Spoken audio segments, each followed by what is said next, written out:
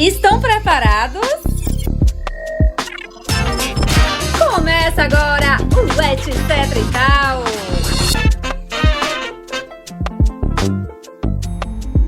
Oi, gente! Sejam muito bem-vindos a mais uma edição do nosso Etc e Tal. Hoje eu estou aqui com um convidado mais que especial, literalmente de casa, Ivo Gomes.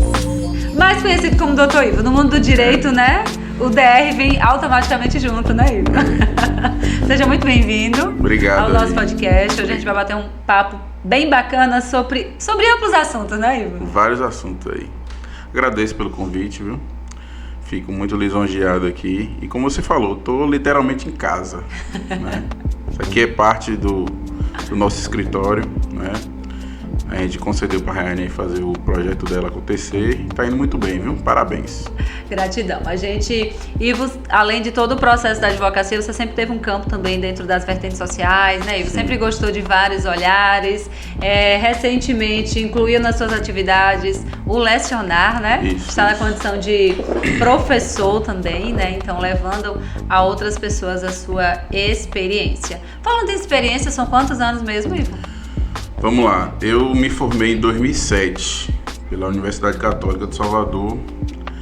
E no próprio ano de 2007 passei no exame da OAB, terminei o curso de Direito, fiz o exame da OAB, passei, se não me engano em agosto, foi em setembro o exame, minha formatura foi em junho, o exame em agosto. Logo em seguida. Foi. E peguei o OAB ainda em 2007 e vim para Coité. Não fiquei nem um dia em Salvador, não tenho um dia de trabalho em Salvador. Vim para Coité e comecei a trabalhar aqui como advogado no escritório da doutora Leila Gordiano. E fiquei no escritório de Leila por um ano. Depois de um ano, em 2009, janeiro de 2009, eu abri Foi rápido o seu processo, né? Foi. Em janeiro de 2009, eu abri meu primeiro escritório, que foi, inclusive, lá embaixo, na frente da Mersanle. Então, foi um início... Foi só você ou você abriu em sociedade? Eu abri em sociedade, no início, com o Dr. Igor de Santa Luz. Sim. E aí Dr. Igor na época foi para uma outra vertente, que não a advocacia, ele passou a ser empresário. E aí eu continuei trilhando meu caminho da advocacia sozinho. Então são 15 anos de experiência. Eu acho que deve ser 15 anos já, né? E nessa, né, 15 anos, mais de uma década aí, quais são as mudanças que você viu acontecer na advocacia? Porque o mercado muda, as pessoas mudam, né? Ah, com certeza. Teve muita mudança. Do ponto de vista quantitativo, especialmente. Né? Pra você ter ideia, a minha OAB, o número da minha inscrição na ordem, é 25. O prefixo 25 e tem uma fração. Hoje já está em 80. Ou seja, do início dos advogados até 2008, 2007, quando eu peguei. Eu acho que a OAB ela foi criada em, se não me engano, 1942. Então, de 1942 a 2007, foram 25 mil inscritos na ordem. De 2007 para 2023, Você mais que triplicou, né? pulou de 25 mil inscritos para Mais de 80 mil. 80 mil inscritos.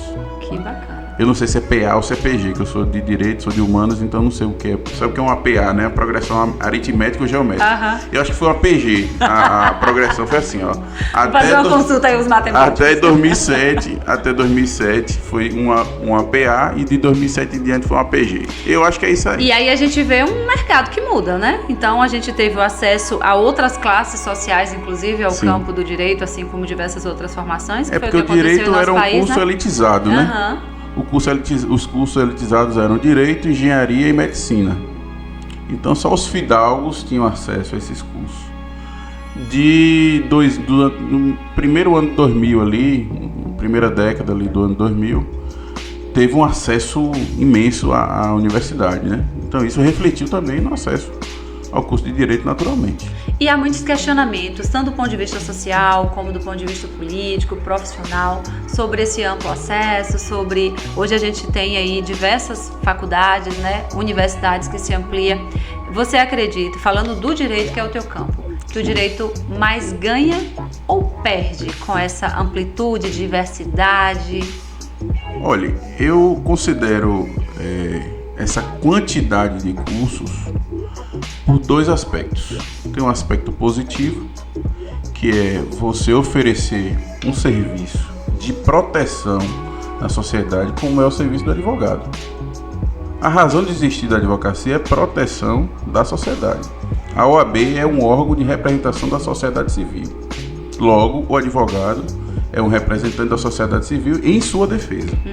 Então, quanto mais advogados defendendo a sociedade civil, em tese, mais a sociedade estará garantida, né? Então, esse aspecto é importante a gente frisar, que muita gente não fala disso. Sim. E o aspecto negativo é que, às vezes, por conta de uma quantidade maior de profissionais, naturalmente também a qualidade do serviço tende a cair, não é? Mas também tem um aspecto positivo disso, que quanto maior a concorrência, mais você força os profissionais a se qualificarem. Então tem coisa boa e tem coisa ruim. Ou seja, sempre é um ponto de vista. Ponto de vista e análise criteriosa e crítica da situação. As pessoas têm uma mania de fazer análise rasa de tudo, né? Até porque quando você tinha menos profissionais na sociedade, por exemplo, falando de uma realidade de cidade pequena, então você tinha o A, o B e o C a procurar dentro daquela mesma vertente. E hoje você já tem amplos olhares, né? Então amplas possibilidades, tudo isso quebra muito padrão dentro do mercado, né? Sim, e você faz uma sociedade se dinamizar do ponto de vista de renda, né? Aquelas pessoas que não tinham acesso a uma profissão, hoje tem. Então elas mudam de patamar social. Então eu acho que tem muito a ganhar, a sociedade tem muito a ganhar com essa multiplicidade de profissionais, tanto do direito quanto da fisioterapia, da enfermagem, o que for. Não precisa ter medo de concorrência. Se qualifique, que o mercado é seletivo. Bacana.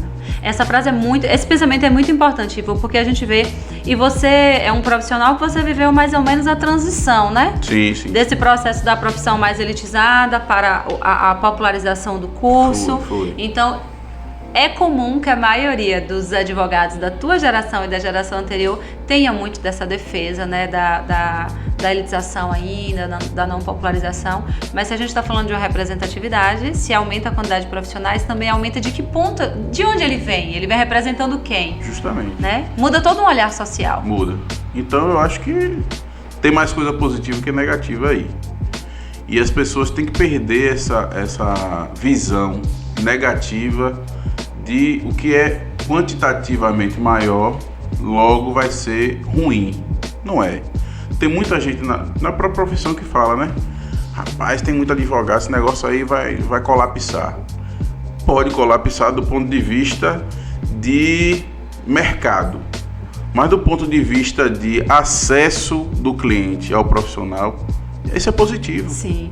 Então, assim, repito, você que tem, de alguma forma, a condição de se qualificar, o faça. Porque na hora que tiver uma situação de maior complexidade, o cliente vai procurar quem ele entender que vai atender aquela demanda. Está mais habilitado. Que tem mais credencial para atender a demanda. Então é uma questão do profissional, mais do que do próprio mercado. se qualifique, que uma hora que você for demandado e atender a demanda, isso vai reverberar de forma positiva para a sociedade e para o cliente em si. E você vai virar referencial. Já que o mercado ele mudou esse cenário, Ivo, como seria o processo de criar demanda no campo do direito, né? Isso é muito controverso, porque criação de demanda no curso do direito por parte do profissional é vedado no estatuto, né? Se chama isso de captação ilícita de clientela. Mas hoje acontece. Hoje acontece bastante. Mas é uma situação de vedação. É vedado no estatuto. Você não pode prospectar cliente. Em tese, você tem que ficar no seu escritório aguardando chegar o cliente. Mas o que acontece hoje é o inverso. Aqui não é uma crítica a essa dinâmica. Aqui é uma análise da realidade. Né? Então a realidade se impõe. Então o que fazer diante dessa realidade é o desafio da OAB hoje. É regulamentar o que já está acontecendo ou é continuar com a proibição taxativa? Então a OAB, uma hora ou outra, vai ter que discernir o que fazer diante desse dilema aí. Até porque você nos traz que a OAB ela é de 40? A OAB é da década de 40. Nossa, ela antecede a nossa Constituição, então realmente muita coisa mudou, né? A OAB foi o primeiro órgão criado na era Vargas. Repito, vou fazer uma correção aqui do ponto de vista cronológico. A OAB ela foi criada em 1930, após a Revolução de 1930, que Getúlio Vargas ascende ao poder no Brasil. Antes tinha a República Velha, né, que era aquela alternância de presidentes entre Rio de Janeiro e Minas Gerais. Quando a Revolução de 1930, que Getúlio Vargas dá um golpe de Estado e toma o poder. A OAB é o primeiro órgão criado pelo governo de Getúlio Vargas. Então a OAB é de 1930, ou seja, de 1930 até 2007 foram 25 mil inscritos, voltando, né? E de 2007 em diante são muitas mudanças sociais, emocionais, do comportamento humano, né? Isso. A gente passou política, então assim, realmente é uma situação a se refletir, né? A se trazer para esse campo de discussão. Justamente, então a OAB ela tem esse desafio hoje de discernir o que fazer. Mas é conversado já? Quando você fala desse desafio hoje, já é algo que a OAB estuda? Eu não acredito que haja essa discussão já formalmente estabelecida nos fóruns da OAB, do ponto de vista do que fazer. Eu acredito que até agora a OAB entende que tem que continuar vedado. Sim. Por uma questão assim, até de você evitar que isso atrapalhe ainda mais o mercado que já está de alguma forma combalido, né? Então eu acho que o desafio da OAB é, num futuro próximo, entender que tem que regulamentar isso. Aí a gente adentra muitos campos, Ivo, por exemplo, o mercado digital, né? Então, essa ideia de que os profissionais precisam estar no digital, e quando você traz a vertente que o profissional, olha a tua fala, né? Eu devo estar aqui no escritório esperando o meu cliente me buscar, então eu não devo prospectar. Mas o trabalho digital, acima de tudo, é prospectar cliente, mesmo que seja indireto. Isso. Na verdade, o que é vedado é a lacração. E o que seria a lacração? A lacração hoje em dia, a dinâmica das pessoas na rede social, ela exorbita do razoável, né? Em qualquer campo. E no direito é assim também. Imagine hoje, as pessoas estão querendo fazer live na própria audiência. Ou seja, a audiência é um ambiente formal. Se for deixar, tem advogado e advogada que pica o pau, faz live, tô aqui na audiência tal, acontecendo isso e aquilo. Ou seja, isso não pode acontecer. Isso, né? Seria até antiético, né? Antiético, você está expondo todo outro. Você está expondo os próprios servidores públicos que estão ali, juiz e promotor, que seja, seu cliente, e até uma autoexposição negativa, eu acho. Sim, sim. Então, mas se não houver uma percepção do que é razoável, vai tender para isso aí. Porque as pessoas não têm limite quando o assunto é exposição na rede social. Leia-se advogados e qualquer outro profissional. Então, o que a OAB, que o estatuto da OAB prescreve nesse aspecto é uso de rede social, ok, mas com uma certa limitação para não confundir com lacração, né? Com esse tipo de abordagem negativa. Então, o cuidado que tem que ter é nesse sentido, de você ter uma perspectiva de aparecer, mas aparecer de forma propositiva e não com ostensividade. E fazendo o servir. Porque como você já trouxe, é a base da profissão. O que é a ostensividade que eu falo aqui? É a pessoa chegar e fazer um vídeo assim, olha, tá acontecendo isso e aquilo, faltou luz em um lugar, eu vou pegar a ação contra a Coelba, meu escritório é no lugar tal, tô aqui de tal hora, esperando vocês. Não pode ser assim. É uma prospecção. É uma prospecção direta, taxativa, ostensiva. Mas você ir para a rede social dizer, olha, quando houver um apagão, a lei diz que é assim, assim, assado que tem que se portar. Você está diferenciando, você está prestando um serviço de informação à coletividade. Você não está prospectando de forma ostensiva, taxativa. Então tem que haver esse discernimento, essa diferenciação. Então, Ivo, você hoje como um educador, né? Você está na academia, então você lida aí com principalmente a galera mais jovem, né? Que está ali no anseio da vida profissional. E como o mercado mudou, porque eu até conversava com o Ju antes da gente começar o programa sobre essa questão de mercado, né? A gente estava aqui nos bastidores. Antes se ia para a universidade, saía para a universidade para arrumar um emprego, né? Ou para se envolver com o escritório de um amigo, como foi seu caso, como era o caso da área do direito.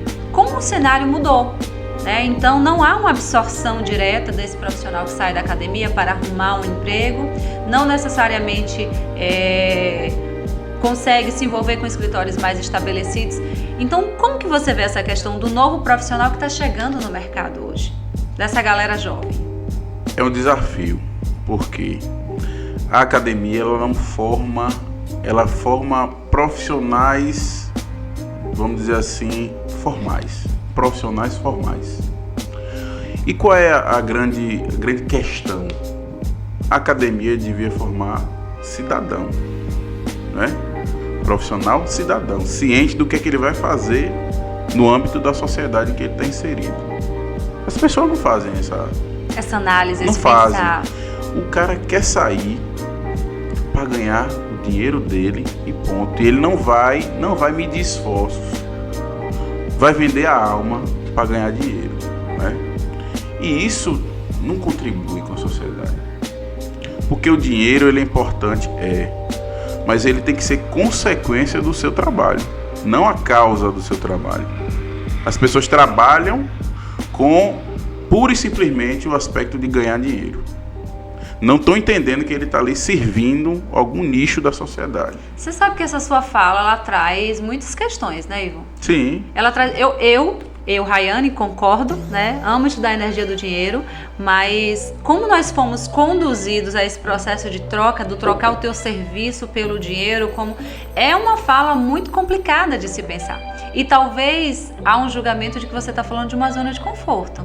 Já que você é um profissional estabelecido, você começou em outro momento, né? Então, eu vejo uma complexidade aí nesse novo profissional que está chegando. Quando eu faço essa abordagem, geralmente fazem esse contraponto que você fez.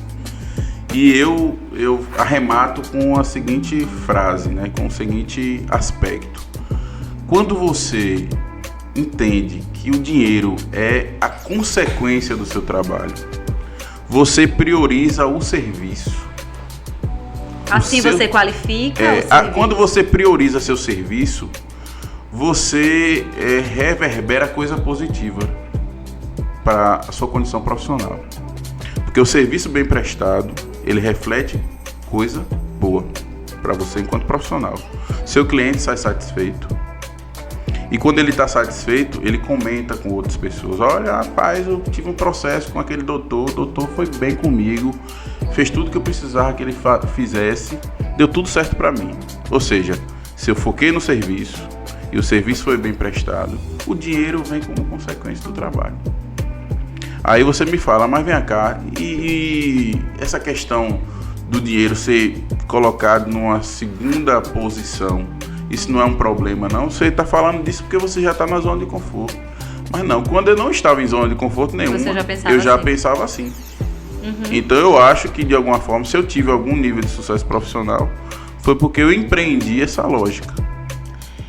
Chega a ser até um pouco filosófico, né, Ivo? É um pensamento assim, importante de se trazer, mas a gente sabe que para para muitos que estão chegando, que estão tentando adentrar o mercado. Mas na sua fala eu fiquei pensando se talvez todas as crises profissionais que a gente vive não seria mais questões de valores, de princípios, já que, né, nós passamos por tantas mudanças sociais e a gente tem principalmente uma nova geração, né, a geração aí que antecede a sua, que o dinheiro é colocado como prioridade. Isso. E o serviço não é colocado como prioridade. O servir o outro não é colocado como prioridade. Então seria muito mais questões de embasamento humano do que necessariamente o mercado. O problema do mercado. Uberização da vida, né? Hoje o serviço é uberizado, fazendo uma analogia com o serviço do Uber, né? A rotatividade é maior, principalmente em grandes centros. A gente que vive no interior ainda não está muito ligado nessa dinâmica. Então a gente tem que realmente priorizar o serviço, porque todo mundo se conhece aqui. O advogado de Salvador não. Se ele fizer uma coisa errada no processo, provavelmente outro cliente, outro potencial cliente, nem vai saber. Não vai saber. Então ele continua no mercado ali de alguma forma. Agora você no interior não. Você no interior, se prestar o serviço que não tenha um nível de qualificação razoável, mínima, você vai ser descartado. Então, a gente tem que prestar atenção no serviço. O serviço é mais importante do que o dinheiro.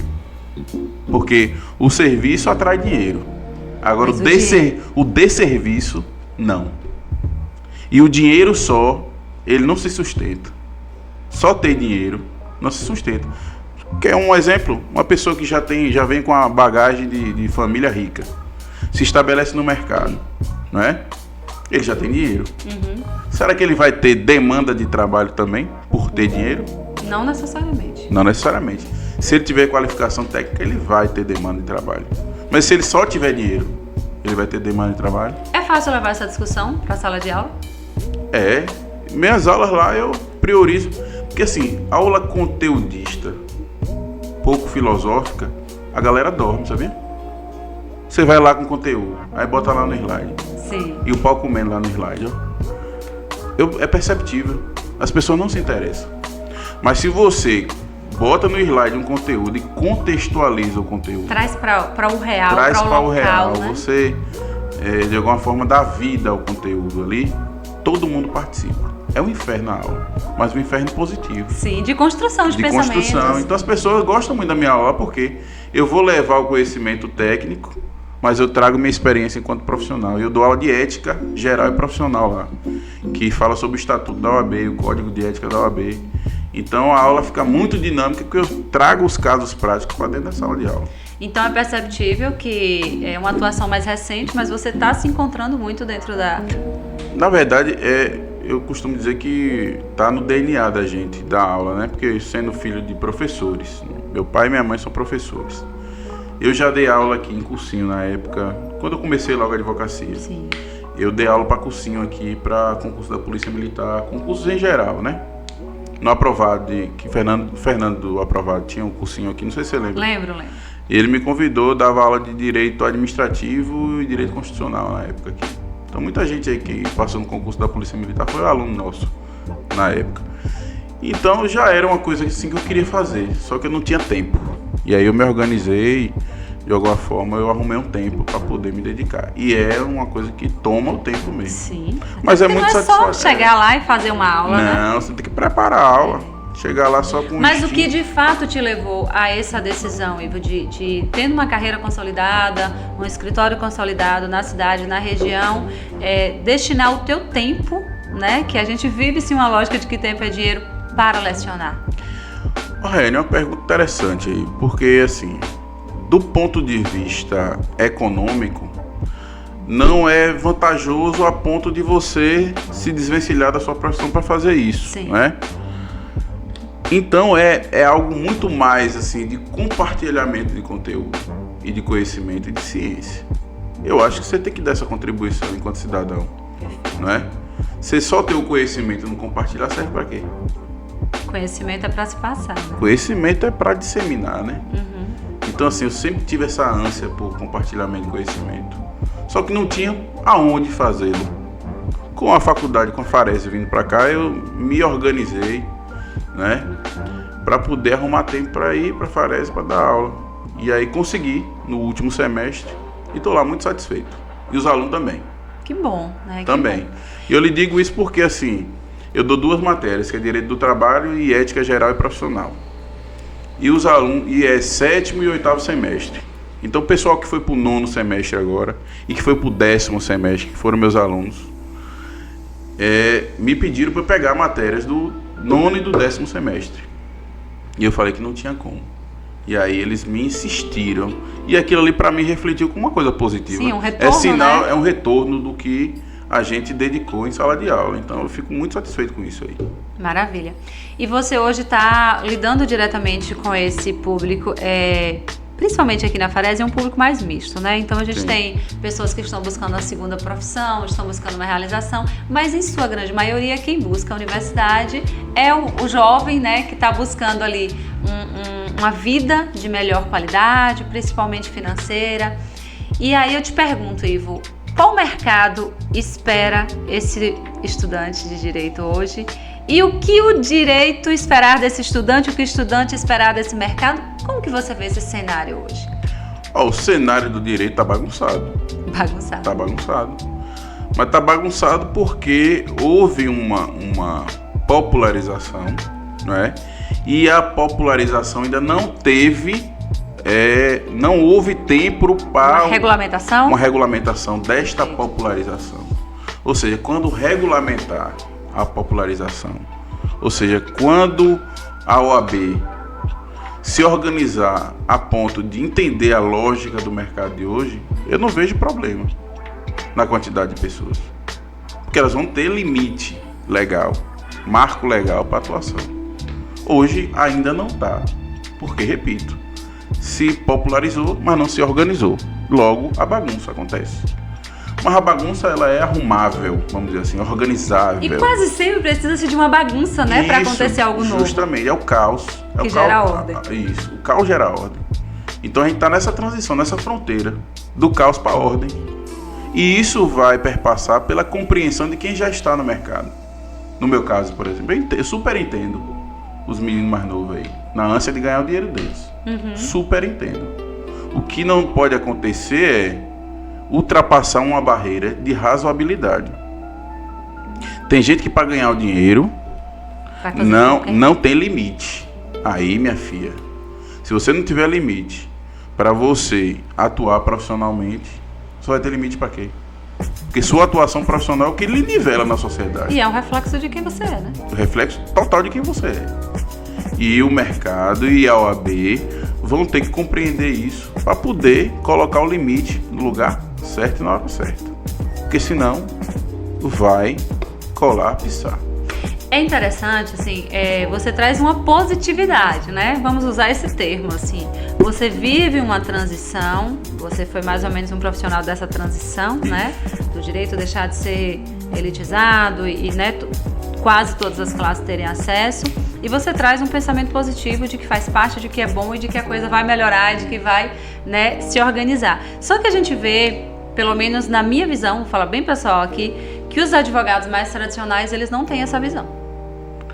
Não tem, porque também falta-lhes algum nível de entendimento da dinâmica da sociedade, né? Eu parto de um pressuposto de que o acesso à universidade credencia as pessoas para melhoria de vida. Eu não posso ser contra isso. Ou seja, um olhar social, né? Eu tenho um olhar social disso, né? O olhar de mercado, ele é um olhar colateral, mas o principal para mim, o eixo de análise, é credencial para a ascensão social, né? Que você profissionalmente, quando você acessa uma profissão, você naturalmente tem mais perspectiva de ascensão social, não é? Sim. Isso é natural. Então eu parto desse olhar. Se eu parto desse olhar, eu não me contamino só com a análise pura e simples do mercado, como muitos colegas mais velhos fazem. Uma análise mais simplista, né? Mais simplista. E aí eu vejo um outro ponto, que é uma transição de carreira muito grande dentro do direito. Não sei se você consegue ter esse olhar, né? Mas eu conheço diversos profissionais que estão vivendo transição de carreira dentro do direito, que é essa geração, né, posterior à sua. E aí eu te trago também esse questionamento, já que você perpassa várias gerações, tem um olhar mais amplo, está na universidade, convive com uma galera de gerações diferentes. E eu comecei a me questionar, faz parte até como empreendedora, dentro dos meus movimentos, eu acolho e recebo pessoas que vêm do direito e dizem, eu não quero mais, eu me frustrei, já aconteceu diversas situações. Então, meu questionamento é o colapso do direito, é o remexer do direito, é o ressignificar do direito, ou são pessoas que buscaram uma formação e que de fato não era a formação adequada para o seu perfil? Já que existe sim um perfil para cada profissão. Excelente pergunta, porque isso está no nível de controvérsia do direito hoje. O nível da controvérsia do direito gira em torno disso aí que você falou. Porque o direito, ele é uma profissão que tem um certo nível de pompa. Então assim, o ser chamado de doutor mexe no ego, não é? O se comportar de uma forma mais conservadora, mais formal, uma vestimenta mais incrementada, opulente, isso atrai olhares, né?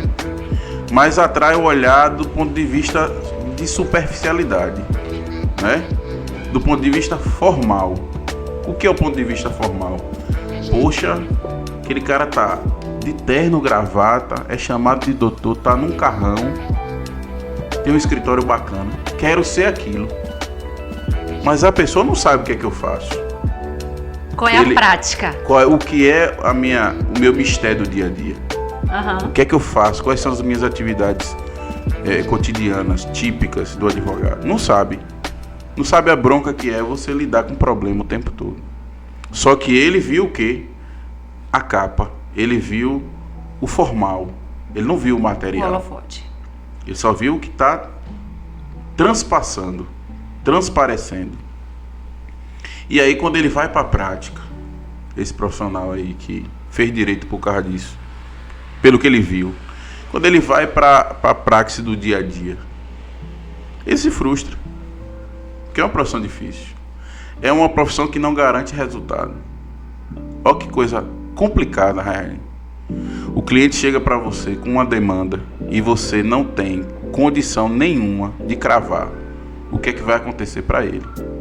Você o tempo inteiro dá perspectivas, possibilidades, porque você é o profissional do meio, você não é o profissional do fim. O advogado ele não garante o resultado. E independe da tua qualificação, do quanto você é bom, né, Ivo? Na matéria, na questão, no cerne, o resultado não depende do advogado. Então isso pode frustrar muita gente, né? Por exemplo, o engenheiro, o arquiteto. Vou dar o exemplo do engenheiro e do arquiteto aqui. A planta do engenheiro e a planta do arquiteto que entrega são eles. E eles são responsáveis total pelo aquele produto, pelo aquele Ele trabalho. tem como cravar e dizer assim, no prazo de 60 dias eu lhe dou sua planta. E entrega a planta como o cliente quer. Ou seja, ele entregou. Ele é um profissional de fim. O advogado não. Não é uma questão de montar uma planta. É a questão de um processo que pode dar certo, pode dar errado, pode empatar, pode acontecer N coisas nesse processo. E o advogado ele é só o caminho para que o fim seja favorável para o seu cliente. Mas o caminho não necessariamente quer dizer que vai chegar no destino, não é? A gente tem um caminho, mas tem um destino. E o advogado ele não tem como cravar que a gente vai chegar nesse destino. Olha como é complexo. É uma premissa de complexidade que o advogado já convive. Então, tem gente que não entende essa dinâmica, essa lógica e vai para a profissão pelo que ele viu, pelo carrão que o advogado tem, né? Pelo escritório bonitão, pela recepção, enfim. E isso frustra. Então eu acho que vai fazer direito, então tu pesquisa para saber o que é que um advogado faz. Tu, uma pessoa mais nova, que não tem experiência com isso. Confesso que é complicado você fazer ter esse discernimento. É complicado. Sim. Uma pessoa mais nova dificilmente vai ter. Mas tem que saber o mínimo, né? Eu antes de fazer direito pesquisei. Entender, e eu já tinha um senso de justiça. Você tem que ter senso de justiça. Você é um profissional do direito. Imagine. Você defender uma pessoa. Não é? Um pouco de equilíbrio emocional também se faz necessário, né? Se faz necessário. Você lida com o problema o tempo inteiro, como você falou. Se você absorver o problema do cliente, você tá perdido. Então você conclui que essa complexidade, esse cenário que a gente vive, ele é resultado muito mais de uma ostentação da profissão e uma busca pela ostentação. Sim, as pessoas hoje elas visualizam isso, né? Aquela questão do dinheiro e do serviço, é o contraponto, dinheiro versus serviço. O dinheiro ele leva vantagem, a total vantagem em relação ao serviço. Se a gente for botar um campeonato de dinheiro com serviço, aí o coitado do serviço fica lá atrás. E aí a gente está falando de princípios tão mais intensos, né? A gente traz tantas outras questões éticas, familiares, do que de fato a nossa sociedade está embasada. Então é muito mais complexo do que o mercado do direito. Mas é como o ser humano está, né? Em que nível que está a nossa humanidade. Como consequência a gente reflete. E não é só no direito. Em tudo. As pessoas hoje, elas... É aquela questão do ser e o ter, né? Você precisa ter, para ter qualificação, credenciais. Quando você me vê falando assim, mas eu acho o dinheiro importantíssimo. Sim. Eu não estabeleço um parâmetro do dinheiro como uma coisa desimportante, não, muito pelo contrário. E eu tô dentro dessa lógica também, de ter que andar razoavelmente arrumado, de ter que andar razoavelmente com um carro. Já que já é um modelo estabelecido, tem como você quebrar padrão? Não vou de alguma forma me contrapor a uma realidade que está se impondo. Eu vou me adaptar e vou fazer diferente, de alguma forma. Encontrar o equilíbrio. Eu não vou me submeter a uma lógica estabelecida pura e simplesmente porque ela é uma lógica estabelecida. Eu vou fazer de uma forma crítica. Vou me estabelecer, vou me adaptar, mas vou dar o meu toque aquilo ali. E eu acho que isso é o diferencial de qualquer profissional. Você vai para a realidade, se adapta à realidade, mas dê o seu toque, faça do seu jeito alguma coisa, que isso destaca você. Senão você vai ser mais do mesmo. E profissional que é mais do mesmo não se destaca. Não é isso mesmo? É esse que inclusive não tem o retorno do dinheiro e fica frustrado. E talvez vá para a transição de carreira e se frustre na próxima. Porque ele não entendeu ainda que ele, o profissional, que é o promotor da vida profissional dele. Não é só o dinheiro. A gente está aqui falando a mesma coisa. Ele é o promotor da vida, é o serviço dele. Se ele vender serviço, se ele vender coisa é mais fácil. Vender coisa é fácil. Mas você vende coisas para pessoas. Sim. Para servir pessoas também. Até quando você vende coisa. Mas você vê o nível de complexidade do profissional que não vende coisa. Ele vende serviço. Serviço advém do humano que é falho. Não é? Então você tem que ter essa consciência de que o seu serviço ele já parte de uma premissa de falha. Então faça o possível para você ser o menos falho possível. Porque vender coisa, isso aqui é perfeito. Do ponto de vista, a priori, isso aqui é uma coisa perfeita. Você vende uma coisa para uma pessoa. Vender isso aqui, você está vendendo uma coisa que tem utilidade absoluta, né? Se ele falhar, é uma excepcionalidade. E que ele oferece tudo que está previsto. Tudo está previsto. Então, vender isso aqui é mais fácil. Vender serviço é difícil, minha filha. Principalmente no Brasil, né? Vender serviço é difícil. E o pior, que é o profissional do direito, do advogado, que é vender um serviço que não garante resultado. É complexo. Eu nunca tinha pensado direito por essa vertente, né, da complexidade. Totalmente complexo. E é relacionamento humano o tempo inteiro. Então, quem se destacar enquanto advogado é um herói. É uma pessoa que compreendeu, quase que em absoluto, qual é a razão de existir dele enquanto membro da sociedade. Porque tem muito mais complexidade do que as outras profissões. Mas aí quando você fala quem se destacar, vamos fazer uma ressalva, quem se destacar com constância? Já que existe o que se destaca, o que... E de repente... Não, mas quando eu falo destaque não é nada efêmero. Sim, mas pra gente pensar sobre isso também, né? O destaque, o grande lance não é você alçar uma condição de sucesso, é você manter. Sim. Né? Que é o mais difícil, é o desafiador. Porque você vai estar o tempo inteiro confrontando com pessoas que estão querendo, de alguma forma, ocupar o seu espaço, naturalmente no mercado. O mercado é isso, né? Joga todo mundo e fala, se virem aí. E as regras, elas são eu quero ocupar mais espaço do que o outro. É um caos. Então você manter um espaço ocupado dentro de uma lógica de caos, eu acho que é o desafio.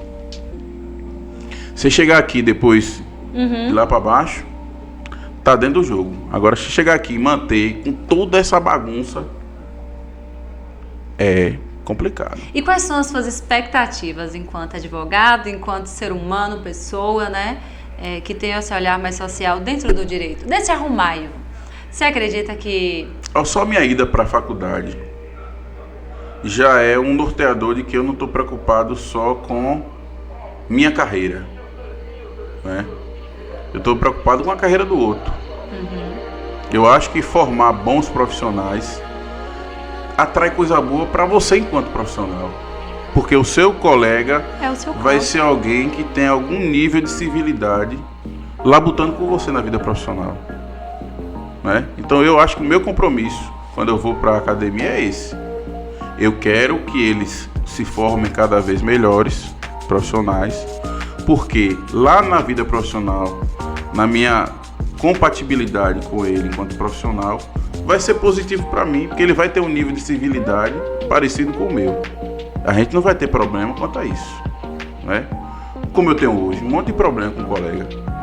Tem uns colegas que, pelo amor de Deus, né? Questões básicas mesmo. Questão básica, assim, de respeito. Tá tomando seu cliente ali na maior cara de pau, na maior cara dura do mundo, coisa que eu não consigo conceber porque eu não faço isso, né?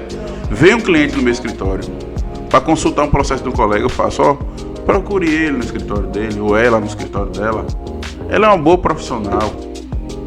Ela vai, se você perguntar a ela com certeza vai lhe informar, ou ele vai lhe informar. Teoricamente, na prática, não existe competição. Ou não era para existir competição no campo do direito. Estou correta? Não, é para existir competição. É para existir competição? É para existir competição. Agora sim, o serviço do advogado, ele é um serviço social.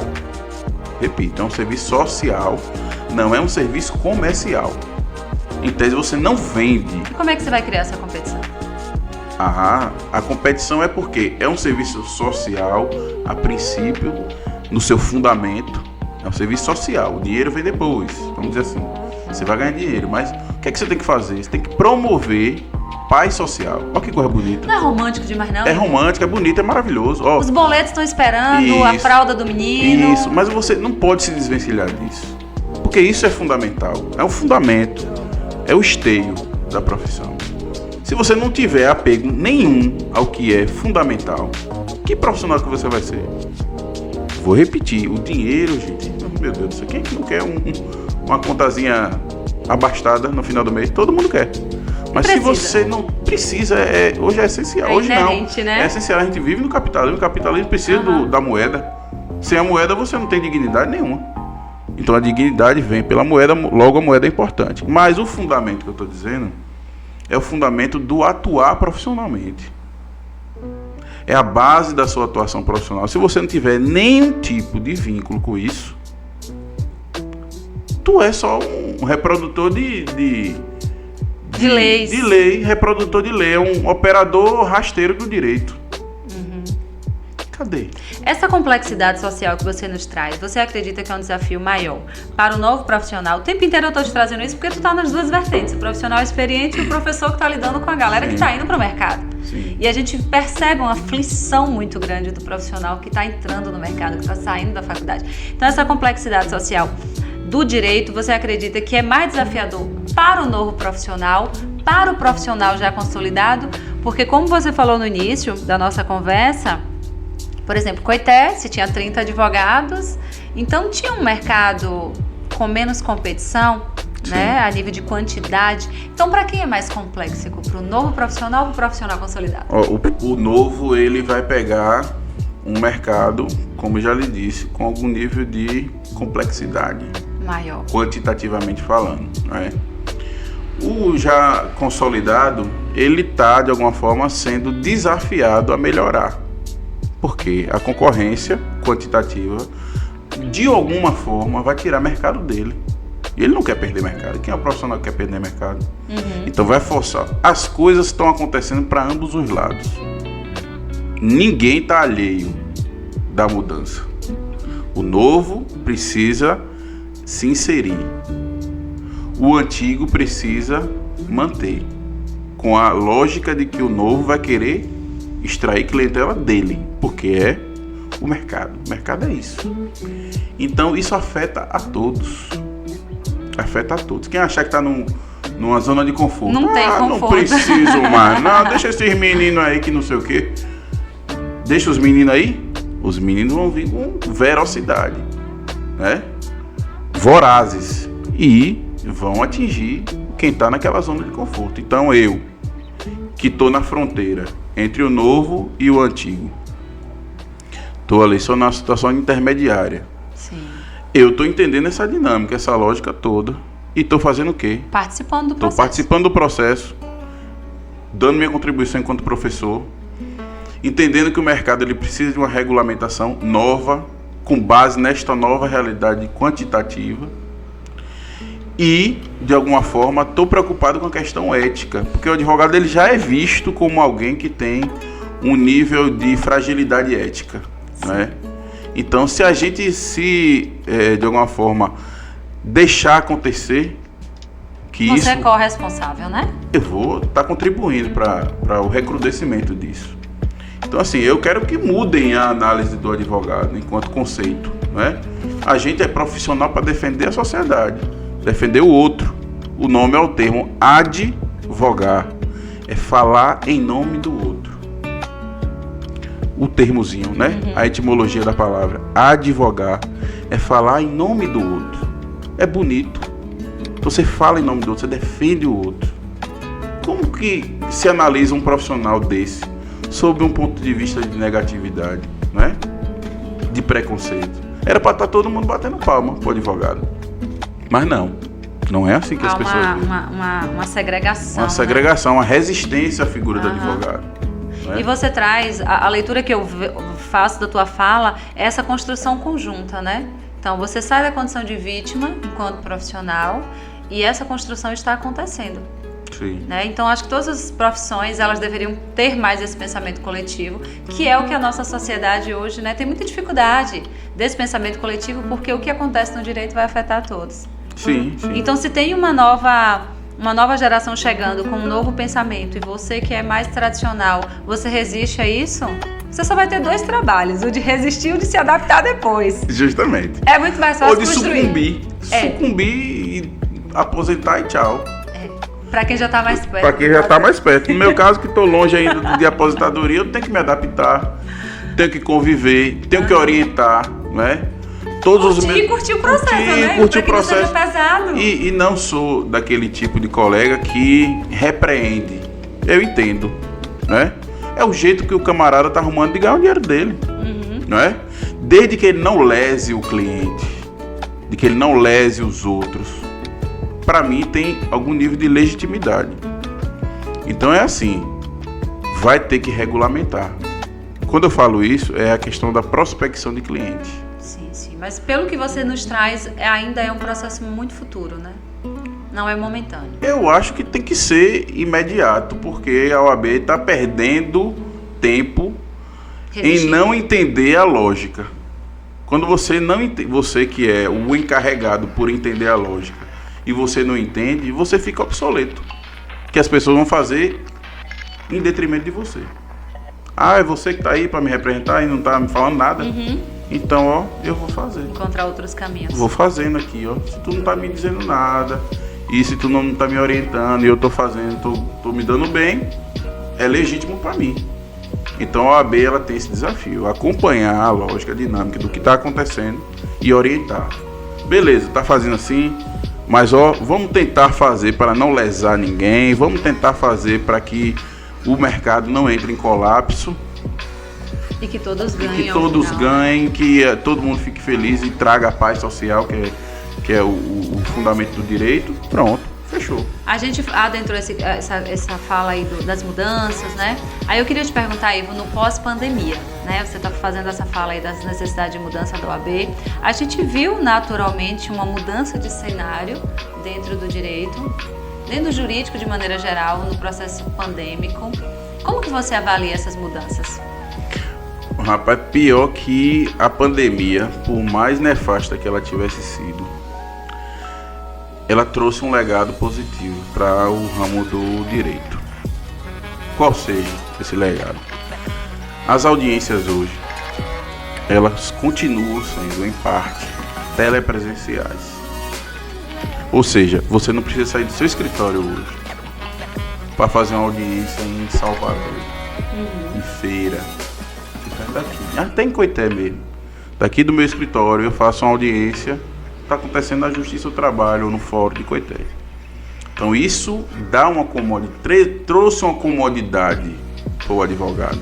Um ganho muito grande. Um ganho porque você ganha de custo. tempo, que você está ali, ao mesmo tempo que você está trabalhando, fazendo alguma coisa, está esperando a audiência, não precisa estar no fórum, na Justiça do Trabalho, como era antes. Então a pandemia ela trouxe esse benefício para a gente. Mas, de alguma forma, ela nos trouxe prejuízo também, né? Se ficar o tempo que se ficou em isolamento, isso trouxe alguns malefícios do ponto de vista, inclusive mental, né? De saúde mental, para muito advogado. E financeiro também, né? Porque você deixou de ganhar dinheiro. Parou, né? Deixou de ganhar dinheiro, então você entrou numa espiral de problema de saúde mental. Então isso foi o prejuízo que a pandemia nos trouxe. Mas pós-pandemia, positivo. Positivo por conta das audiências presenciais. Audiências e sessões. Por exemplo, eu que tenho atuação em Brasília. Eu antigamente tinha que pegar um avião. Olha o custo, o tempo envolvido, né? Tinha que pegar um avião para ir para Brasília, me hospedar em uma pousada, em um hotel, né? No outro dia tinha que ir para o tribunal, ficar lá esperando tempão lá para ser chamado no meu processo para fazer a sustentação oral. Em Salvador a mesma coisa. Não pegava avião para ir para Salvador. Só se fosse parar em feira para pegar de feira para lá. Acho que nem tem. Tem sim. Tem? Tem. Tá sabendo, não é? De feira para Salvador? Tem um voo de feira para Salvador, 25 minutos. O tempo que você leva para embarcar, desembarcar, não. Compensa tu chegar de carro. Mas eu fiz essa brincadeira porque tem o voo. Você fez? Enfim, hoje em dia a gente não precisa mais pegar avião, nem sair daqui correndo parecendo um maluco para ir para Salvador, para Brasília. Então isso foi positivo demais. Maravilha. E é a OAB que tem que manter essa dinâmica acontecendo. A OAB ela tem fluir que no processo digital, manter né? isso aí, manter porque isso a gente aí. sabe que há quem tenha resistência ainda. Sim, principalmente juízes, porque os juízes, eles de alguma forma, não querem vir para cá, né?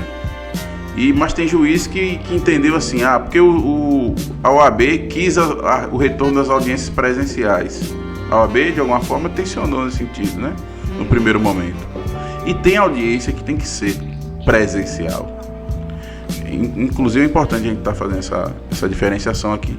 Tem audiência, Raiane, que ela só serve para dizer assim, tem acordo ou não. Sim. Tem acordo, não, audiência de conciliação que a gente chama. Tem acordo, não, tchau, vai embora todo mundo Só pra liga e casa. desliga a câmera, não é bem rapidinho. Isso, mas isso era presencial. Isso era de forma presencial. Hoje é de forma remota, a maioria delas. Mas tem outro tipo de audiência, que é a audiência de instrução, que se ouve testemunha, Sim. entendeu? Que tem ali uma espécie de debate entre os advogados, tem as abordagens do juiz, do advogado, da outra parte, que requerem um pouco mais de cuidado e complexidade. Então aí eu acho que essas audiências têm que ser presenciais. Se mantém no presencial hoje. Se manter presencial. Algum outro que tem uma menor complexidade faz telepresencial também. Mas as audiências de instrução que tiver algum nível de complexidade tem que ser presencial. Aí a gente percebe como tudo vem para somar, né, Ivan? Isso. Se a gente sai do papel da vítima, em qualquer situação tudo vem para somar. Com certeza. Porque a pandemia ela trouxe soma para todas as áreas, né? Por mais que de Justamente. início tenha acontecido um processo aí. Ivan, eu queria te fazer mais uma pergunta, né? Que a gente está chegando Pra ao gente final encerrar. aqui da nossa edição. Pra gente encerrar. Como eu sei que você tem uma abertura social muito grande e a sua esposa também é advogada, eu queria te perguntar como que você vê o mercado entre o masculino e o feminino? Já que a advocacia também era uma profissão muito masculina e a gente veio quebrando isso com todas essas mudanças sociais, como que você vê? Como que está esse cenário hoje? Olha, essa pergunta sua, ela tem uma importância enorme, por quê?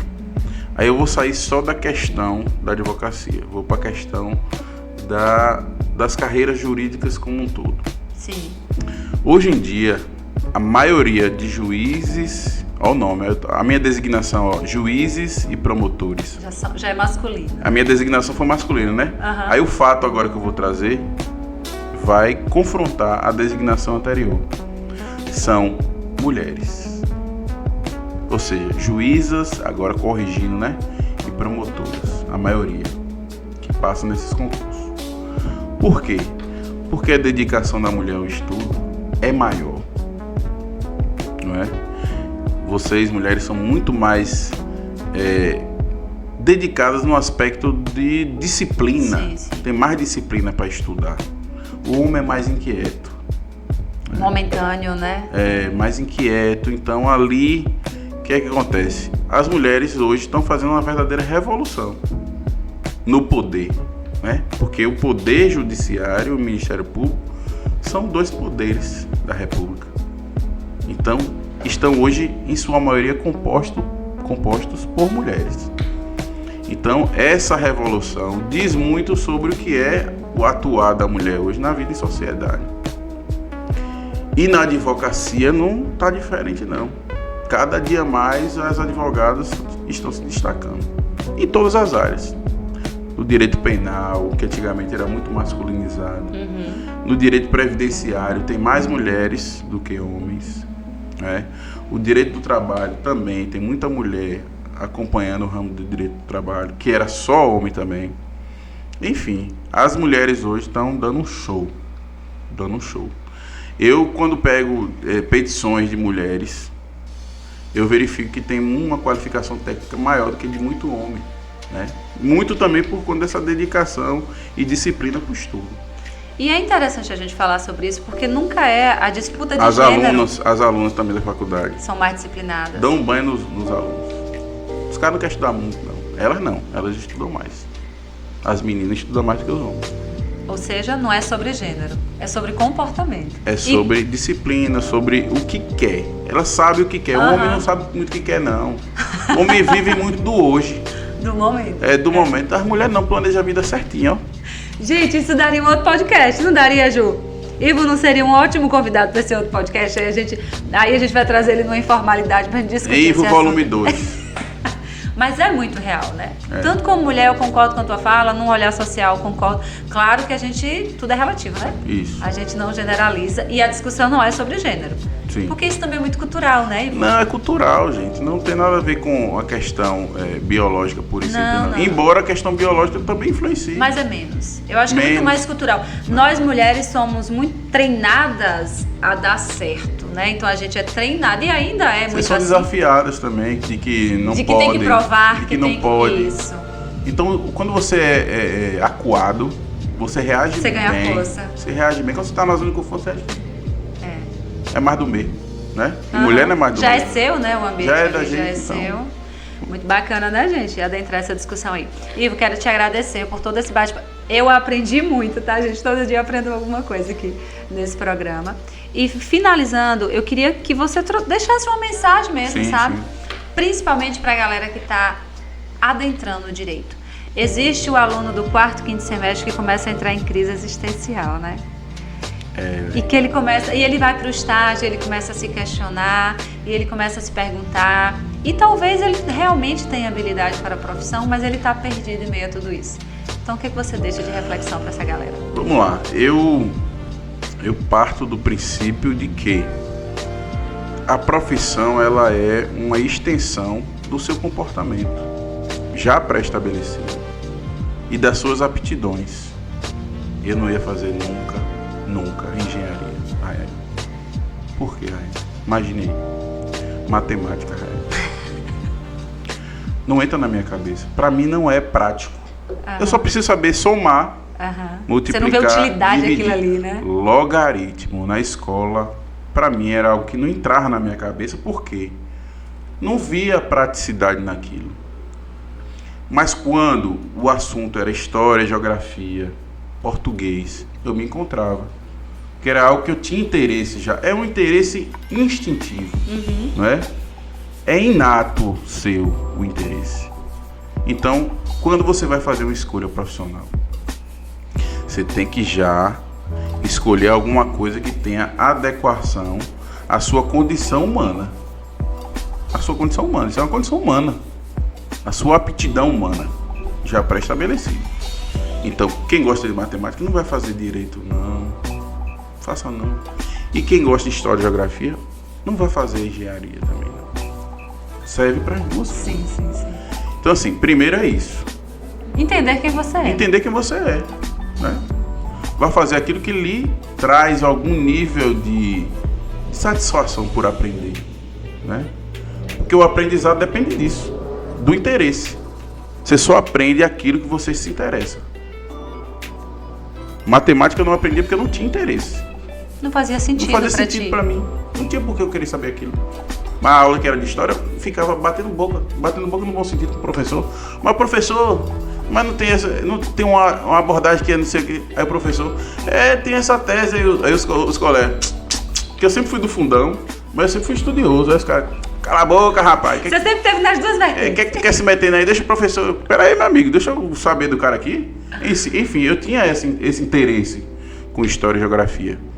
Então, tendo esse interesse, você vai para o que é conveniente estudar, aquilo que você vai ter algum nível de satisfação em estudar. Então, o direito é isso. É você entender que aquilo já é inato seu. E um senso de justiça. Se você for alheio ao outro, tem gente que é assim. Não está preocupado com o outro, não. Para mim, o outro é só um outro. É um colega aqui de vida. Pronto, você é colega de vida. Eu não, sempre tive preocupação com o outro. Do ponto de vista de defesa do outro. Isso na minha vida, com meus amigos, desde pequeno, eu olhava o outro como alguém importante. Não era só mais um. Então, eu tinha esse senso de justiça. Se eu tinha interesse em ciências humanas, se eu tinha senso de justiça e tenho senso de justiça, o direito foi só uma consequência. Dentre as matérias, dentre as profissões, qual era que eu ia pensar? Tive dúvida em relação à arquitetura, porque eu sempre gostei de arte também, né? Pô, uma casa bonita, um negócio... Eu gosto de coisa que tem plasticidade, mas preferi o direito por um combo de coisas que se adaptava mais à minha realidade. Então, quem for escolher profissão tem que escolher isso. Não estou falando só nem do direito, no âmbito geral. Então, as pessoas têm que se apegar a essa dinâmica para escolher a profissão. Se apegou a essa dinâmica aí, vai dar tudo certo. Agradeço a Rayane pelo convite e tamo aí. Se for fazer o volume 2, tamo junto. Um abraço. Já temos a pauta, né, gente? Já temos a pauta do próximo podcast. Iva, agradeço pela partilha, né? Agradeço por essa parceria.